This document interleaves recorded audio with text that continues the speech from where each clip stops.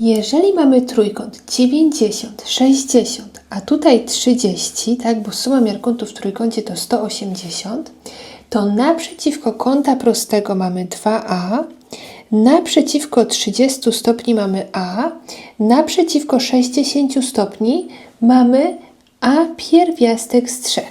Skoro nasze 2a to 10, to takie jedno a musiało być równe 5. A jeżeli tu mamy a pierwiastków z 3, to będzie 5 pierwiastków z 3. Teraz mamy drugi trójkąt, mamy tutaj 45, kąt prosty tu będzie 45. Naprzeciwko kąta prostego mamy a pierwiastek z 2, a te dwa pozostałe boki są równe a. Czyli nasze a jest równe 7, czyli tutaj też będzie 7 i tutaj też będzie 7. I podpowiadajcie, co bierzecie teraz w szkole, co powinnam następne nagrać i Wam wytłumaczyć.